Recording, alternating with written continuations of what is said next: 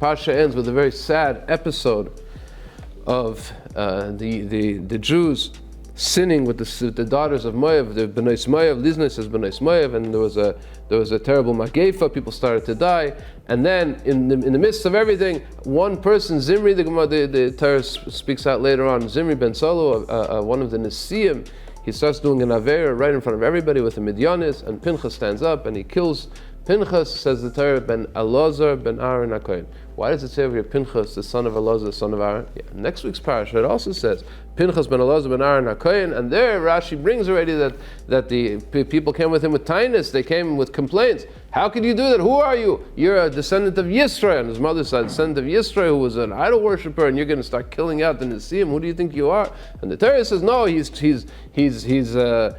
pedigree is impeccable. Pinchas ben Elazar ben Aaron HaKohen, we know he is. But here, this is before the story. Here, the Torah is telling us who did it. Pinchas, the son of Elazar. Why over here does the Torah feel it necessary to say Pinchas, the son of Elazar, the son of Aaron?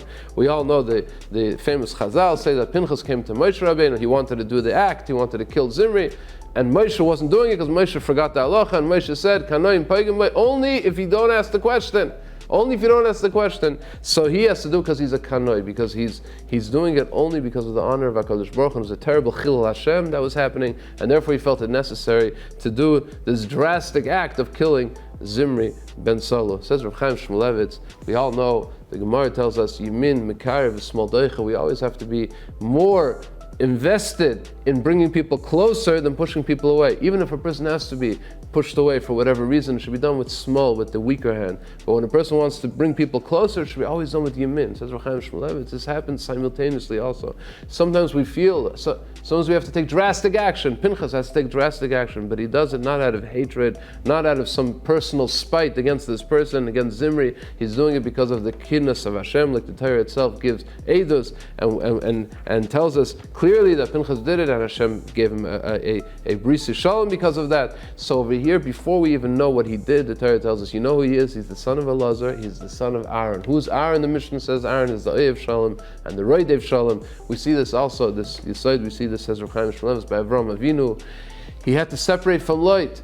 Well, all the time that he was with Lot, Hashem wouldn't speak to him. That's how terrible Lot was. But still, as much as he could, he held on to it. He only at the last minute when he couldn't do anything else, and he had to push Lot away. But he did it with his left hand. He did it only at the last minute. Also with Yishmael, when he had to send Yishmael away.